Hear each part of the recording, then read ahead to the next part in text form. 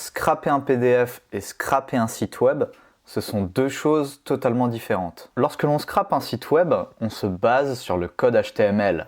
On a des éléments distinctifs, facilement identifiables. Mais sur un PDF, il n'y a pas tout ça. Et pourtant, sur un PDF, il peut y avoir tout un tas d'informations utiles. Et c'est notamment le cas lorsqu'on scrape des factures. L'approche sera donc nécessairement différente, mais elle reste néanmoins possible. Et voici comment. Juste avant de commencer, si vous avez besoin d'une prestation de ce type ou d'une prestation en web scrapping de manière générale, vous pouvez me demander mes tarifs et m'expliquer votre demande via cette adresse email. Vous l'avez compris, dans cette vidéo, on va scraper un fichier PDF avec Python. Auparavant, on va un petit peu déterminer les enjeux de ce scrap, les enjeux de ce tutoriel. On a du coup sous les yeux une facture, votre facture. La mienne, pour le coup, est fictive pour des raisons de confidentialité. Mais si néanmoins vous souhaitez prendre exactement la même pour vous entraîner et pour éviter de potentielles erreurs, j'essaierai de vous la mettre sur mon canal Telegram. Le lien est en description. Deuxièmement, on va faire une distinction entre les données dites statiques et les données dites dynamiques. L'objectif, c'est qu'à la fin, on ait un fichier CSV ou Excel avec 3 lignes, donc une ligne pour chacune des prestations. On aura du coup d'un côté les données statiques, c'est-à-dire les données qui par définition ne vont pas être modifiées, peu importe le type de prestation que l'on veut avoir. En d'autres termes, c'est tout ce qui n'est pas inclus dans ce tableau. Ça peut être le nom du client, ça peut être la date, ça peut être le numéro de la facture, ce genre de choses. Et enfin, on a les données dynamiques. Les données dynamiques, ce sont les données qui sont dans le tableau, les données qui vont être variables. Par exemple, si on veut une colonne description, on aura sur la première ligne Workflow Octoparse, sur la deuxième ligne Extraction de données 40 000 cellules, et sur la troisième ligne, coaching. Et on réplique le même processus sur la quantité, le prix unitaire et le total net. Maintenant, étant donné qu'on a dit qu'on va utiliser Python pour faire ce scrap de ce fichier PDF, il va y avoir quelques librairies à importer. J'ai fait la liste. Non, en vrai, il n'y en a que 4. On a d'abord OpenPXL, si vous souhaitez importer votre résultat dans un fichier Excel. On a par la suite Pandas, qui va nous aider à manipuler nos données et à les mettre sous un format de tableau. On a après PDF Plumber. PDF Plumber, comme son nom l'indique, encore une fois, c'est ce qui va nous permettre d'extraire notre fichier PDF, d'extraire tout le texte à l'intérieur. Et enfin, en tant qu'éditeur de texte, j'ai pris JupyterLab. J'ai du coup copié-collé mon fichier PDF dans le même endroit que mon notebook. Et la première chose que l'on va faire, c'est que l'on va importer PDF Plumber. Et la deuxième chose que l'on va faire, c'est que l'on va ouvrir notre fichier PDF. On va du coup taper with pdfplumber.open. On va noter le chemin de notre fichier PDF. Pour ma part, je l'ai noté facture exemple.pdf as PDF. Et là, on va mettre deux choses. On va noter la page que l'on veut extraire. Dans notre cas, c'est assez simple parce qu'on n'a qu'une seule page. Néanmoins, si on avait plusieurs pages à extraire, rien ne nous aurait empêché de faire une boucle. Et en deuxième lieu, on va extraire le texte de ces pages. On va du coup taper page is equal pdf.pages et 0 parce que c'est la première page. Et après, on aura le texte qui sera du coup à partir de la page, donc page.extractText. On va attendre un petit peu, voilà. On a du coup la page avec qu'une seule page. Et plus intéressant, on a le texte où on a l'entièreté du texte. On va commencer par les données statiques et plus particulièrement sur la date. On va extraire en tout 3 données statiques, la date, le numéro de facture et, un petit peu plus compliqué, le client. De ça jusqu'à là. Commençons par la date. Alors déjà, j'ai envie de faire quelque chose d'un petit peu plus visuel parce que vous voyez qu'ici, de facto, on a tout sur une seule ligne. On va du coup faire quelque chose for line in text.split et on va le splitter sur un saut de ligne parce que par défaut, si on regardait bien, il y avait des backslash n un peu partout. Ici, ici, ici, ici. Donc on va rendre la chose un petit peu plus visuelle. On va print la ligne et voilà ce qu'on a. De ce fait, on peut déjà déterminer avec un petit peu plus d'aisance que la date est située en dessous du texte date. Et ça ne changera jamais. Mais alors, comment est-ce qu'on va faire pour extraire la date à chaque fois? Qu'est-ce qu'on va faire? On va du coup utiliser des regex. On va dire que on veut commencer par le mot date sans pour autant sélectionner le mot date. En d'autres termes, on va utiliser ce qu'on appelle un positive look behind. Oui, j'ai un peu de culture, du coup je l'étale. Vous permettez que je me la pète un peu, hein? Merci. Et par la suite, on va dire qu'on veut sauter la ligne et extraire la vraie date. On va commencer par importer nos regex. Donc on va faire import re et on va d'abord écrire la regex avant de l'utiliser. Donc je vais faire date re est égal re.compile. Donc re.compile, ça va nous permettre de créer la regex, de créer un pattern de regex. On va insérer ici notre regex qui sera du coup, on l'a dit, qui va commencer par le mot date. Alors le positive look behind, ça commence par une sorte de groupe. On met un point d'interrogation, on met un signe inférieur, je crois, on met égal et on met le texte, donc ou notre regex de manière générale. Mais ici, c'est bel et bien date. Et par la suite, c'est pas entièrement terminé, on va mettre un \n pour dire qu'il y a un saut de ligne. Et enfin, on sélectionne tout. Donc point plus, on sélectionne toute la ligne d'en dessous. On ferme, voilà, on entre. Et maintenant, on va extraire la date à partir de ça. On va du coup taper date. On va partir sur ce qu'on a écrit. Et on va utiliser .search, re.search, qui va nous permettre de chercher, comme son nom l'indique, quelque chose là-dedans qui répond à cette regex. Donc on va le rechercher dans le texte, par conséquent. Et si on n'a pas d'erreur, ça veut dire que déjà quelque chose a été trouvé, ce qui est une bonne nouvelle. Et effectivement, on a bel et bien la date ici. Mais par défaut, on a un objet re.match. Et moi, idéalement, j'aimerais juste avoir le string, c'est-à-dire juste avoir la date, 29/04/2023. Auquel cas, on va chercher le groupe. On va mettre point groupe et ça commence par 0. Donc si je mets point groupe 0, j'obtiendrai le premier groupe. Donc j'aurai cette donnée-là. On fait le test et vous voyez qu'on a bel et bien la date. On va faire la même chose sur la facture. Donc on peut presque faire un copier-coller. On va l'appeler juste facture re.compile et la seule différence, c'est que le texte, c'est numéro de facture et non pas date. Voici. Et on va pareil copier-coller cette ligne-là. On va l'appeler facture.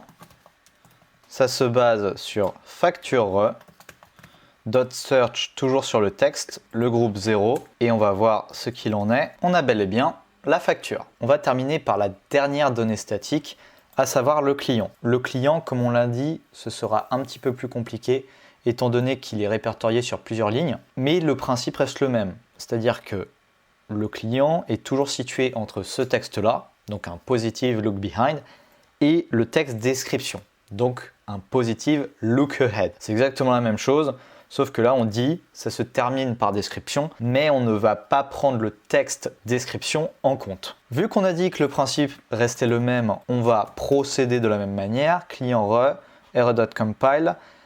On commence par ce texte, donc on reste sur un positive look behind. Ici, on va mettre un \n aussi. Mais là, étant donné qu'il y aura plusieurs lignes, on va mettre un groupe.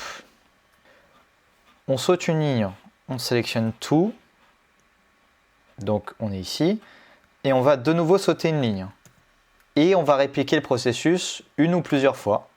Donc ça va faire tac, tac, tac, tac, tac, tac.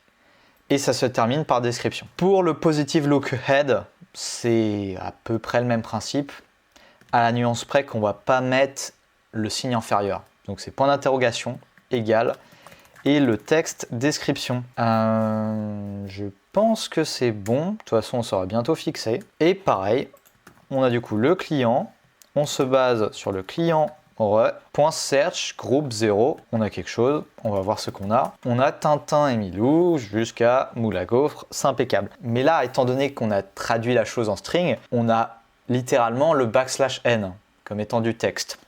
Donc si vraiment on veut nettoyer un peu les données, on peut dire qu'on va remplacer le \n par un espace. Et par la suite, on peut faire un petit strip parce qu'on aura un espace à la fin qui n'est pas nécessaire. Donc on va faire client est égal client.replace, replace \n par un espace et point strip.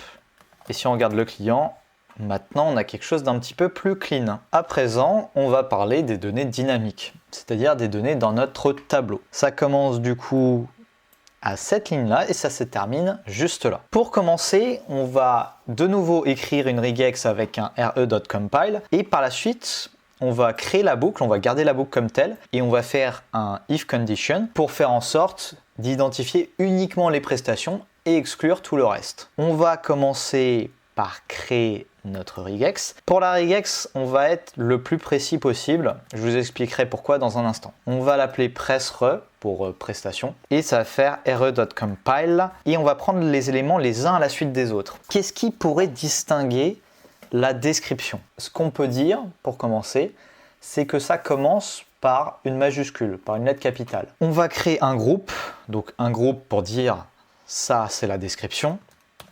Et ça commence par A à Z. Et on va mettre un point plus pour dire qu'on veut sélectionner l'entièreté de la description et non pas seulement la première lettre. On ferme les guillemets aussi. Et maintenant, on va mettre la condition if. Donc on va dire if pressRe.searchLine, si on la trouve dans la ligne, on va print la line.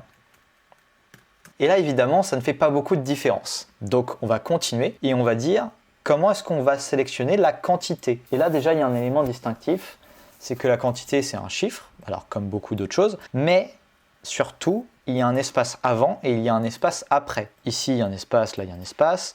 Là, pareil, donc quantité, c'est 3. Et même là, si jamais on prend en compte 40 000 cellules, vous voyez qu'il y a certes un espace après, mais il n'y a pas d'espace avant, parce qu'il y a directement le signe inférieur. On va dire qu'il y a un \s, et on va de nouveau refaire un groupe, où cette fois-ci, on va dire \d, \d+, et on va réenchaîner avec un \s. Et si je refais la chose, vous voyez que là, c'est déjà beaucoup plus précis, parce qu'on a les 3 extractions, les 3 prestations, et on a également la dernière ligne, parce que effectivement, on a ce qui est considéré comme étant la description et un espace, 293 et un autre espace. Donc, on va de nouveau devoir être encore plus précis et on va sélectionner le prix. Le prix qui là devrait faire la différence parce que on a plusieurs chiffres, une virgule, 2 chiffres et un signe euro. Donc, on va de nouveau faire un groupe pour dire ça c'est le prix. On enchaîne en disant qu'on veut un chiffre, qu'on veut une virgule, on va mettre un escape character parce qu'une virgule c'est un caractère spécial et on va dire qu'on veut sélectionner 2 chiffres. Et enfin, alors ça je vais l'exclure mais ça se termine par un signe euro. Et cette fois-ci c'est impeccable, on a les 3 prestations. Il ne reste plus qu'à enchaîner sur la suite et à sélectionner le tarif final. Alors ça je pense que je peux faire un simple copier-coller par ailleurs. Donc ça ce sera le prix final. Parfait, ça ne change pas. Notre condition est vérifiée. Maintenant, on va utiliser tous les différents groupes que l'on a créés pour dire ceci est la description, ceci est la quantité, ceci est le prix, etc. Le principe reste donc le même. On va commencer par la description. Donc la description, ça part de pressRe.search. On va chercher sur la ligne et non pas sur le texte cette fois-ci. Et on va faire .group 1. On va print la description pour savoir si on n'a pas fait d'erreur. Et on a bel et bien la description. Workflow octoparse, extraction de données, coaching. Donc on a fait le search sur la ligne, tout simplement parce qu'on voulait 3 données. Il y avait 3 prestations différentes. C'était donc logique de faire de cette façon. Et on a fait un groupe 1 et non pas un groupe 0, parce que le groupe 0, c'est l'entièreté de notre regex. Et auquel cas, on aurait eu l'entièreté de la ligne. Une fois qu'on sait ça, on va pouvoir faire la même chose. La même chose pour la quantité. Donc searchLine, cette fois-ci, c'est le groupe 2, celui-là. On va print la quantité. On a bel et bien la quantité. Et on a bel et bien le prix. Impeccable. Maintenant, on va devoir enregistrer tout ça dans une liste. Donc on va l'appeler item. Mais il se trouve qu'il faut toujours garder à l'esprit qu'à la fin, on veut quand même un tableau. Donc un tableau avec un nom de colonne, avec des noms de colonnes. Et c'est la raison pour laquelle on va utiliser une autre librairie qui s'appelle NameTuple. Alors je serais bien incapable de vous l'expliquer exhaustivement parce que c'est la première fois ou l'une des premières fois que je l'utilise. Néanmoins, un NameTuple, c'est un tuple qui est nommé. Voilà, voilà. Et ces noms, ce seront du coup les noms de nos colonnes. On va taper from collections, import named tuple. Et juste au-dessus, on va déjà identifier notre tuple, notre nameTuple. Donc on va le mettre dans une variable qu'on va appeler Presta. On va faire nameTuple et on va uniquement insérer deux paramètres. Le premier paramètre, c'est le nom de notre tuple. Et le deuxième paramètre, ce sera le nom de nos colonnes, les noms tels qu'on le souhaite à la fin. Par exemple, je veux commencer par la date, je mets un espace, c'est une nouvelle colonne, la facture, un espace client, pas une virgule, un espace description, on avait la quantité, le prix et le prix total. Et par la suite, on revient tout en bas et cette fois-ci, on va taper items.append et on va utiliser notre variable Presta que l'on vient de créer. Et on va insérer entre parenthèses chacune des variables que l'on a créées jusqu'à présent. Donc on avait la date, on avait la facture, on avait le client, on avait la description, la quantité, le prix et le prix total. Et si on lance la chose, qu'on regarde dans notre liste, parfait, vous voyez qu'on a trois éléments, 1, 2 et 3, qui a bel et bien les données statiques, les données qui ne changent pas. Pour la date, la facture et le client, c'est toujours la même chose. En revanche, ce qui change, les données dynamiques, les données des tableaux, ce sont tout ce qu'il y a à partir de la description jusqu'au prix total. À présent, tout ce qui reste à faire, c'est d'utiliser la librairie Pandas que l'on va importer tout de suite. Et de ce fait, on sera capable d'enregistrer les résultats dans un fichier Excel. On va du coup faire import pandas as PD. Et à présent, on va créer un data frame qu'on va appeler df pd.dataframe sur notre liste qui s'appelle items. Et si on regarde, on a bel et bien nos trois lignes. Il ne reste plus du coup que de faire df to Excel ou to CSV, si vous souhaitez le mettre en CSV. On va l'enregistrer sous le nom facture.xls6 et je vais pas mettre l'index, donc je vais mettre index est égal à false. L'index, c'est tout simplement cette partie-là. Et si on jette un œil sur notre fichier Excel, on a bel et bien les bonnes données. C'est la fin de cette vidéo, j'espère que ça vous a plu. Alors évidemment, dans cet exemple, on n'a extrait qu'une seule facture, mais après, libre à vous d'extraire toute votre liste de factures et de l'insérer dans le même fichier Excel. Auquel cas, il faudra simplement retravailler un petit peu le script. J'espère néanmoins que grâce à cette vidéo, vous avez maintenant une base solide pour commencer. Si vous souhaitez me soutenir et me suivre, vous pouvez rejoindre mon canal Telegram, vous abonner et mettre un like sous cette vidéo. Et si vous souhaitez que je vous suive dans votre web scrapping, vous pouvez me contacter directement via cette adresse email. Je vous dis à la prochaine.